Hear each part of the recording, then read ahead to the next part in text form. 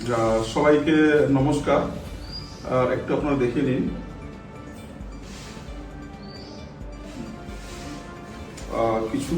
দুদিন আগে এই সময় একটা অনলাইন পোর্টাল আছে বা পত্রিকা আছে, তাদেরকে পাবলিশ করা হয়েছিল। তাদের কি লিখেছে, চেরাই কাঠের চড়া বালিতে আবার কি এক বনমন্ত্রীর পা। ভিতরে কি আছে না আছে সেটা নয়, আপনার হেডিং দেখে বুঝতে পারছেন এদের চিন্তা ভাবনাটা কি আছে।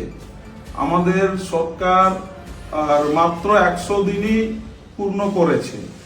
সেখানে আমি প্রত্যন্ত একটা জায়গা, আলিপুরদুয়ার ডিস্ট্রিক্টের শেষ প্রান্ত, কলকাতা থেকে সব থেকে দূরতম প্রান্ত, সেটা হচ্ছে আমার বিধানসভা, কুমারগ্রাম বিধানসভা। সেখানকার আমি বিধায়ক এবং আমার দল বিচার পরিবার আমাকে ক্যাবিনেটে পাঠিয়েছে বনমন্ত্রী হিসাবে। সেই পরিপ্রেক্ষিতে একটা উত্তরবঙ্গের ছেলে এত বড় দায়িত্ব পেয়েছে, আলিপুরদুয়ার ডিস্ট্রিক্টে এর কোনোদিন ক্যাবিনেট মিনিস্টার হয়নি, কোনোদিনই হয়নি। তারপর আমি অ্যাজ ইউজুয়াল বিভিন্ন জায়গায় যাচ্ছি, মানুষের সমস্যার কথা শুনছি, নিজের বাড়িতে সেবা কেন্দ্র চালু করেছি এবং বিভিন্ন এলাকায় ঘুরে বেড়িয়ে মূল সমস্যাটা বোঝার চেষ্টা করছি। তারই ফলস্বরূপ কিছুদিন আগে নদিয়াতে, মুর্শিদাবাদে সেখানকার বিধায়করা যারা ছিলেন নদিয়ার, আর তার রিকোয়েস্ট করেছিলেন, তারা প্রথমে আমার অফিসে গিয়েছিলেন কি সমস্যা নিয়ে আলোচনা করতে। আমি তাদেরকে কিভাবে বলি, ঠিক আছে আমি আপনাদের ওখানে গিয়েই শুনবো। তো এই ইউজুয়াল ওখানকার নেতৃত্বরা, বিধায়করা সবাই আমাকে ডেকেছিলেন, আমি এসছিলাম এবং আমরা মিটিং নয়, ওপেনলি একটা অনুষ্ঠান হচ্ছিল। যেহেতু সমস্যার সাথে সেই সময় বৃক্ষরোপণ নিয়ে আমাদের কর্মসূচি চলছে, তো যে যেখানে ডাকছে আমি সেখানে বৃক্ষরোপণ করতে যাচ্ছি, উৎসাহিত করছে। আপনারা সেটা হয়তো যারা জানেন প্রত্যেকেই দেখছেন। তো যেহেতু একটা কর্মসূচি, সে যারাই হোক বৃক্ষরোপণে উৎসাহিত করছে, সমস্যা শুনতে চাইছে, আমি সেই এলাকায় গিয়ে সমাধান করার চেষ্টা করেছি। তো যাচ্ছি ওপেন ফোরামে, সবার সাথেই যে কেউ শুনছিল, প্রত্যেকে ভিডিও করছিল, প্রত্যেকে রেকর্ড করছিল। আমি কিছু বক্তব্য দেই, তারপরে বিবৃতি দিয়ে চলে যাই আমার কলকাতায়। সেটা অনেকেই করেছেন এবং আমি আমার যতগুলো রেকর্ডিং আছে আমি সেগুলো পাঠাচ্ছি, আপনারা দেখে নেবেন এবং এর কপিটাও আমি ইনবক্সে দিয়ে দেবো, আপনারা দেখে নেবেন কি লেখা আছে। এবং আমার ভিডিও ক্লিপিংগুলো আমি এক এক করে ইনবক্সে দিয়ে দেবো।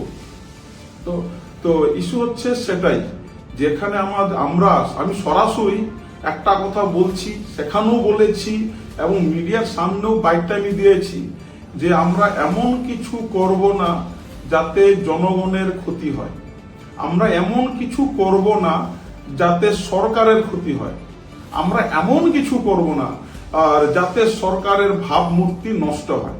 আমি এই কথাগুলো স্পষ্টভাবে মিডিয়ার সামনেও বলেছিলাম, সেটাও পাঠাচ্ছি এবং যখন বক্তব্য দিই তখন বলেছিলাম স্পষ্ট আমরা কি চাইছি। অথচ তারা ঘুরিয়ে ফিরিয়ে এই যে পোর্টাল, এই সময়ের যে পোর্টালটা এমন ভাবে এটা পাবলিশ করার চেষ্টা করেছে যাতে মানুষ বিভ্রান্ত হয়ে যায়। আমরা যে বলি যে গণতন্ত্রের চতুর্থ স্তম্ভ সেটা হচ্ছে মিডিয়া, কিছু এই সমস্ত মিডিয়ার জন্য সেটা কিন্তু কায়ান্ত হচ্ছে। আজকে আমি যদি এমন কিছু করে থাকতাম যাতে দলের দুর্নাম হয়, সরকারের দুর্নাম হয়, বা এমন কিছু ভালো বক্তব্য দিয়ে রাখতাম বা এমন কাণ্ড হয়ে থাকতো, তাহলে সেটা অবশ্যই সমালোচনা করতেই পারতেন। জনগণ সমালোচনা করেই, আমরা সেটা মাথা পেতেই নেই। কিন্তু যেটা আমি করিনি, যেটা নিয়ে কোনো চিন্তা ভাবনা নেই, যেটা নিয়ে আমরা কোনো কিছু মাথায় আসেনি, সেটাকে তারা এইভাবে করে বিবৃতি করে দিয়ে আমাকে কার্যনিযুক্ত করার চেষ্টা করছে। আমি কিন্তু এটা ভীষণভাবে অপমানিত হয়েছি এবং এটা শুধুমাত্র আমার অপমান না, আমার সরকারের অপমান, এবং তার জন্যই সত্যি আমি ক্ষমা প্রার্থী। তবে এই অনলাইন যেটা আছে এই সময় আমি এর বিরুদ্ধে আইনের দ্বারস্থ হব এবং যেখানে যেখানে যাব। তার কারণ তারা কি লিখেছে না লিখেছে, কিন্তু এমন ভাবে তারা প্রেজেন্ট করেছে তাতে আমার ভাবমূর্তি নষ্ট হয়েছে, আমি নিজে অপমানিত বোধ করেছি এবং তার সাথে সরকারও দুর্নীতি হয়। যেখানে সরকারকে কালমুক্ত করা হয়েছে সেখানে আমি ছেড়ে কথা বলবো না।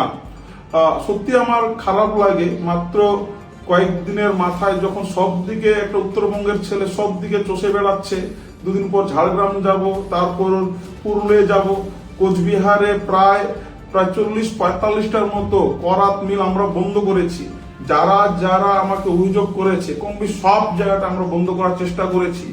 আমাদের মুখ্যমন্ত্রী, যেটা কোনোদিনই হয় না, আগে 40, 50, 60 লক্ষ গাছ বছরে দেওয়া হতো বা লাগানো হতো, সেখানে আমরা 10 কোটির জন্য ঝাঁপাচ্ছি।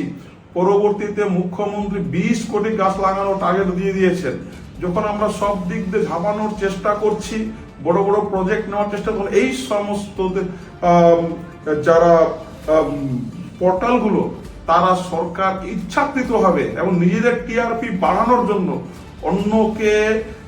অন্যের পা ধরে টানতেই পিছপা হয় না। তো যাই হোক, আমি এটা বিশেষ করে আমার যারা জনগণ আছে, যাদের প্রতি আমার দায়বদ্ধ, যে কেন এটা হলো বা কেন হচ্ছে, তাই তাদের উদ্দেশ্যে এটা আমি জানাচ্ছি যে এই ধরনের কোনো কিছুই ব্যাপার নেই।